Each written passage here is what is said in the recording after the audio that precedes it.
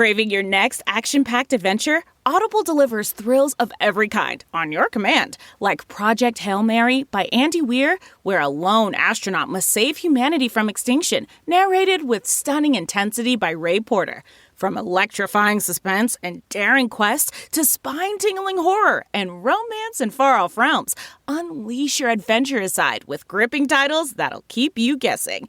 Discover exclusive Audible originals, hotly anticipated new releases, and must-listen bestsellers that hook you from the first minute. Because Audible knows there's no greater thrill than the one that speaks to you. Discover what lies beyond the edge of your seat. Start your free 30-day trial at audible.com/WonderyUS. That's audible.com/WonderyUS. From the issues impacting southern New England to her personal life, I'm Dan Jaehnig at the State House in Boston with an exclusive interview with Governor Maura Healey. I want to tackle a couple of South Coast issues because that's where a lot of and I want to start with the South Coast Railroad. Mm-hmm. When you rode it that day, it was like, it was awesome and everyone was thrilled. Mm-hmm. Then we have a weekend where there's the trains and the tracks, but no engineers, and a lot of people had disrupted service. What do you say to those people, and can they be guaranteed that can't happen again? Yeah, look, I am really glad that South Coast Rail is online. Big deal after 70 years, and that was important to me, and we made sure that it opened. I know that there has been an issue last weekend. I'm upset with Keolis, the operator, I'll tell you that, because they didn't have enough engineers, operators to drive the trains. They are working on that now. That will be fixed. We're going to make sure that it's fare free through the end of May because we really want people to take advantage of this service. So, that stinks. It's lousy. I don't want anybody left out in the cold or waiting, right? I don't want any of that. So, I was really sorry to see that. I do blame Keolis, the operator, but know that Phil Lang, we're all over it, and we're going to make sure that we get that kind of service where it needs to be for people, because it's really a great thing. It's a great thing for the South Coast. It's a great thing for the rest of Massachusetts, because people from all over Massachusetts will be getting now to Fall River and New Bedford and the region, and being able to take advantage of all the great things that region has to offer. It connects people, right? That's what we're about. Let's talk a little bit about something that a lot of people in Rhode Island are kind of going back and forth with between you and Governor McKee. Are you confident that Hasbro will come here? We'll have to see what Hasbro does. I certainly, as governor of Massachusetts, compete hard for all businesses, right? I mean, any governor would. You want businesses coming to your state. I'm proud of our state. Right now, we're #1 in the country for education, for healthcare, and for innovation. And we've been ranked the best state to have a baby, the best state to live if you're a woman, safe drinking water. We're among the safest states in the country. So a lot of good things going on in Massachusetts. No inkling that Hasbro was like, because there's no inkling in Rhode Island. In Rhode Island, I think the word is they're coming to Massachusetts. Yeah. So people were like, ask her if does she think she has an insight? I would love to see Hasbro here. That said, I don't know what the current plans are. Right. Let's talk about bridges. A lot of our viewers, as do I, was in Truro last weekend, go to the Cape. And now there's question about that they definitely need work, but the Trump administration, it's always questions with finances and stuff like that. Where do we stand there? Well, I worked hard to secure funding to replace both the Sagamore Bridge and the Bourne Bridge, and we're moving full steam ahead on that. These bridges, people got to understand, these bridges are actually owned by the federal government, and they didn't take care of them. Right. But look, they've gone in a state of disrepair for too long. As governor, I want to make sure that those bridges are replaced. We're going to do one at a time. But we're already making progress on the work down there, and I hope the Trump administration allows us to continue to do that work, because you think about it, that is such a main, that is the thoroughfare to the Cape, and we cannot have Cape Cod cut off from the rest of Massachusetts or New England. That would be devastating to the economy, obviously devastating to those on the Cape. So we're going to work to do everything we can to make sure that those projects move forward. Would you ever consider running for president? No, I love being governor of this state. You saying you'll never be, or that right now you don't? You just want to focus on being the governor? Because I know how you politicians answer. I know. No, I'll never be president of the United States. What I want to do, though, is be a great governor for Massachusetts. And it's interesting when I think back to January. My comments out of the gate were with the Trump administration. Let's work with the Trump administration. I will work with you, Mr. President, where we can. Right. If there are instances where the administration does things that harm people, then I'm going to speak up. And unfortunately, in my experience, what I've seen over the last 90 days has been pretty devastating. A lot of governors are not speaking up because they're afraid of the cuts that they're going to have to deal with. You don't seem to be backing down. Well, because our people are getting hurt. Our businesses are getting hurt. Our economy's getting hurt. When I meet people who aren't able to access care right now at the VA, because the president and Elon Musk made cuts. That's devastating. I've got to speak up for them. When he comes after our teaching hospitals and our research institutions by cutting NIH funding, what we saw here in Massachusetts is clinical trials were shut down. People who are getting cancer treatments right now had to see those stop. The scientists lost their funding in our labs. These are scientists who are discovering cures for Alzheimer's and ALS, right? That's just wrong. Right. And then the tariffs. I'm trying to build housing. I don't need tariffs on lumber coming from Canada or materials coming from Mexico. I'm trying to build housing, right, to lower costs. And so far, President Trump is doing things that are only making life more expensive. So that's why I'm speaking out, and with hopes that he'll change his mind and we'll see different action out of the administration. I cut taxes. I'm a governor who cut taxes. Are you in any way afraid of what his response might be, his retaliation might be, in terms of cutting funding? Well, I mean, I don't, whether you've worked with him or spoken up against him, he's made cuts regardless. So I think, I'm trying to make the point to him, to his administration, also to members of Congress, to step in and intervene so that these cuts don't happen, because people will get hurt. Right. I mean, I see right now the real harm to our businesses. I was with a woman the other day, and she supplies parts for life science companies, and she's got no orders coming in because of what he's done with tariffs and the disruption in the economy. And as a result, she's had to lay off people. That's not good. Right. That's not good. I want people coming to New England. By the way, there are great colleges and universities across New England. There are people from all over the world who come to study here. Right. We want to onshore that talent, right? These are people who are going to help start companies and businesses and discover, new technologies and new cures. Right. We want that talent. We don't want to be driving it away. My interview with the governor continues. Coming up, a look at her personal life. Are you looking for a new job or want a career change? Look no further than Monster.com. Need a little help standing out? Our expert resume writing services will make sure you shine. Want to brush up on your interview skills? Engage with our AI interview prep tool. Want some advice on negotiating your new salary? Visit our salary tools and extensive library of career advice articles, and you'll have all the tips and tricks you'll need to succeed. Visit Monster.com today and take the first step towards your career. Monster.com. Find your right job fit. Back in Boston with my exclusive interview with Governor Maura Healey. At this point, we want to talk a little bit about who is Maura Healey. When you look back at your life as you sit here today, what do you think was the hardest thing that you had to go through? There's something that really made you look in the mirror like, come on, Maura, I got to get through this. Yeah. I think probably my parents splitting up. I was the oldest of 5. The youngest was under age 1. And I think as a family, figuring out how that was going to work, money was really tight. We were so lucky, like people would donate us clothes. I remember people would drop off like those green trash bags of clothes at the house because they had kids who were a few years older. And, that helped us through. There's a family that donated a car to us one year, right? And, wow. I just... I guess as a kid, you don't know quite what you're going through. But I think in terms of like what forms you, that experience probably had the biggest impact on me as much as Were you anything. angry? No. I mean, I had a lot of love. I had a lot of love from grandparents and people who were around. It was more that it was just a challenging time. How would you describe yourself to people who don't know you? I'll start by telling a little bit about who I am. I love this. Where I grew up. So I'm a person who grew up in a small town in New Hampshire on the seacoast, similar to Rhode Island in many ways, a little town called Hampton Falls. Yep. I'm the oldest of 5, raised mostly by a single mom who went back to work as a school nurse.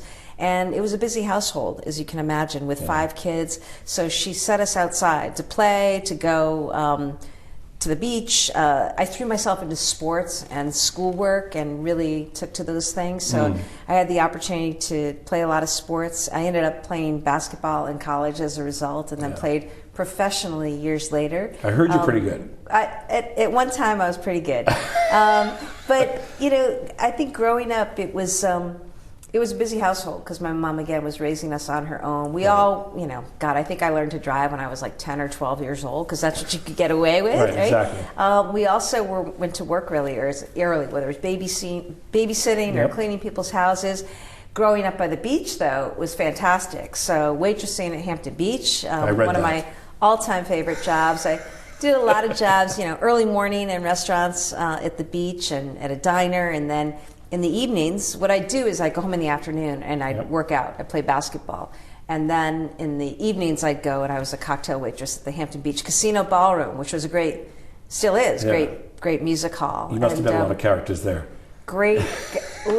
Served a lot of characters, probably overserved a lot of characters, and saw a lot of great acts. But you know, it was just that kind of town. It was a regional public high school, and then I ended up coming down to Massachusetts, where my family's from. My parents are from Massachusetts, but I ended up coming down here for college, and then went overseas, played ball, came back, went to law school at Northeastern. The one thing I'd say, Dan, is you're talking to a politician. I never, ever would have imagined being a politician or running for office. See, I got out of law school. I went to a firm. I was a business litigator, and then I kind of did a 180 and decided to apply my skills, such as they were after 9 years of practice, to becoming a civil rights lawyer. And I went to the AG's office, and you know, I took a huge pay cut, but I never looked back. I loved the work. You know, you get to bring cases on behalf of people, and ultimately that's what led me to run for Attorney General, which I loved doing for a couple of years. And you weren't a couple terms, excuse me. Yeah, but you weren't a shoo-in when you first ran. No, people thought I was out of my mind because, you know, I wasn't a politician. I'd never even run for school committee, right? But the thing was, I was a lawyer and I'd worked in that office. I'd run about half of that office, including our New Bedford office, oversight over that. And there's a lot of good work, you know, going on in the Attorney General's office in Massachusetts, as there is in Rhode Island. When you're up here, everybody know you, but they don't know you. Yeah. When you're running for politics for the first time, like Maura, who's this? So one of the first places I campaigned was on the South Coast. Nobody knew me, you know. Nobody on Beacon Hill knew me. In Boston, nobody around the state really knew me, except a lot of folks I'd played basketball with over the years, or worked camp with, or had worked with as a lawyer. So I had to get out and introduce myself to everybody. It was a real grassroots campaign, and it was a lot of fun. And you know, I never looked back after that, but I was the only woman in the race. I was the only person who hadn't been a politician, but was able to do it with the help of a lot of great people. So I'm really grateful for that. But you know, when I talk to young people, and I talk to young people quite a bit, I try to reiterate to them, like, don't stress about life. Like, work hard, you know? And I think, like, I had that work ethic from my family and from my mom and from my grandparents. And also just be open to experiences. I remember when I graduated from college, people thought I was crazy to go play professional basketball in Europe. At the time I graduated, there was no WNBA. So the only place you could go was Europe. And, you know, there were opportunities to go to work on Wall Street, other places, and I think a lot of people thought I was crazy to go do that. I'm so glad that you did. That I did it, because, you know, I was a kid who grew up in small town New Hampshire. Gave me a chance to see the world and have those experiences that, you know, benefit me to this day. So, but sometimes I think at that age, a lot of people, you know, get a good job, get some money, and that the money is the security. as I opposed know, to the yeah. experience. I mean, money's obviously important, and Right. one of the things as governor, like I'm really focused on building more housing because we got to make housing Right. cheaper, especially for young people. It's also the case, though, money, doesn't do everything, Right. and it's important to pursue things that you actually like too in life. And I'm lucky that I've been able to do that, To do both, and yeah. I feel really fortunate now to be in this position. I have the support of a wonderful partner, Joanna, and our kids, and a great community of friends and family around Right. to help support me, in these times. I read a lot about your mother. Your mother must have been one heck of a woman because I'm the youngest of 7 boys. Are you? Right. So I know Yeah. I know what the Yeah. family dynamic is and Yeah. how team sports really help Yeah. you, and I think it probably makes you a better leader too. I don't hear much about your father. Yeah. Did he pass? I'm just curious about that. My parents split up when Okay. I was about 10 years old and later got divorced. And I think through that, it was a big time of adjustment and change. And I remember one of the things that my mom did is, this is sort of a funny story. She sold her wedding ring and her engagement ring, and she used the money to pave a basketball court, a half court, out behind our old farmhouse. What a hot ticket. And I think it's pretty brilliant because she had 5 kids, Yeah, and bold, right? too, right? And she needed something for them to do. So she paved the basketball court. I was out there every day. I'm really fortunate that later in life, after a period of sort of estrangement, I was able to form a relationship with my dad once again, who was a wonderful person. But sadly, he passed away of cancer a few years after that. And that was part of what inspired me to go to the Attorney General's office, leave big law. It's like life is short, right? And make sure you make the most of it. And he worked for the Environmental Protection Agency, worked for the federal government, and I used to come in to work with him sometimes. He had his office in Boston, and he never saw me become Attorney General or never saw me work in government. Right. He'd probably get a kick out of I'm it sure today. he's looking down, having a good smile on his face. And it was good that you connected with him before. You had closure. Yeah, That's just so I did, important, I think. and my siblings did as well. That's and I good. think that's really important. Yeah. Our mom is going strong with my stepdad. That's amazing. And still living on the family farm where we grew up. She just retired from school nursing a couple of years ago. That's incredible. She's 80. She'll be 81 in June. So Wow, I'm 81 really, years young. Yeah, and I'm really fortunate that she was such a role model. Yeah. I think in this job, I'm still in the minority, right? There are very few women who are governor in this country. There are very few women who are attorney general, and having somebody like my mom who was a leader in her own way, and Right. somebody who had a lot of strength and also heart.